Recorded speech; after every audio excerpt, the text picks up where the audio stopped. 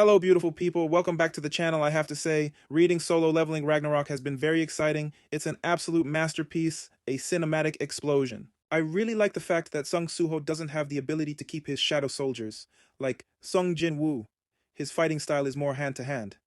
This makes him different from his father in abilities. So let's get straight into chapter 40, Solo Leveling. Ragnarok takes the excitement to new heights as it kicks off the highly anticipated battle between Sung Suho and the TL-possessed Minsung.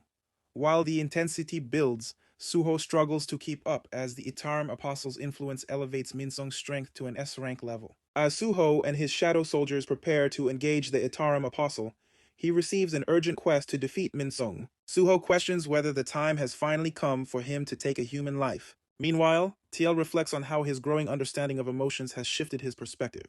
As he recalls the feelings he experienced when he first encountered Jinwoo, whom he refers to as darkness, his curiosity about Jinwoo's immense power deepens. Believing that Suho, who wields the same authority over darkness, may hold the answers he seeks, TL becomes even more excited about the fight. With that, the battle begins as Suho takes the offensive. He distracts TL-possessed Minsung using his shadows before launching an attack himself. Essel seizes an opening and strikes as well, but TL effortlessly counters. Using the momentary distraction to his advantage, Suho lands a punch on TL. The Apostle questions why Suho fights himself, rather than relying solely on his shadows. With that, Suho sends more shadow soldiers after him, escalating the battle even further. Suho's relentless efforts prove ineffective as TL swiftly overpowers both him and his shadow soldiers. TL outright dismisses Suho's strength, declaring that despite their similar nature, his abilities are nowhere near Jinwoo's level. Calling him weak, TL reveals how Jinwoo's overwhelming power left him isolated and unmatched by anyone else. Meanwhile, Suho recognizes that the TL-possessed Minsung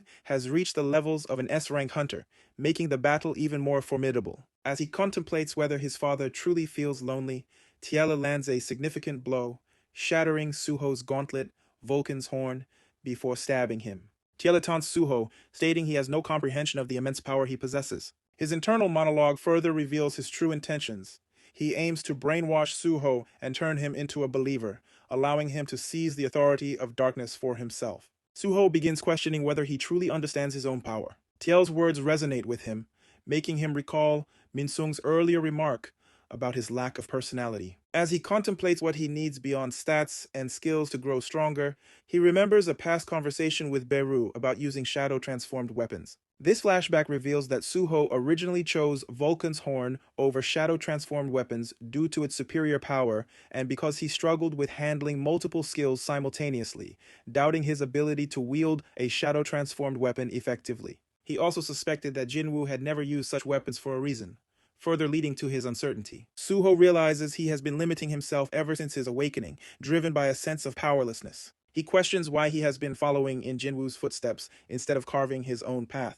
This epiphany leads him to acknowledge that he doesn't need to be a mere copy of his father. He must discover his own unique strength. Returning to the battle, Suho once again summons his shadow soldiers with Arise, but takes an unprecedented step. He fuses them together, something Jinwoo never attempted. The chapter ends on a tense cliffhanger as a shadow chimera emerges, and Suho dispels Gray's transformation before cloaking himself in shadows, setting the stage for a potential reawakening.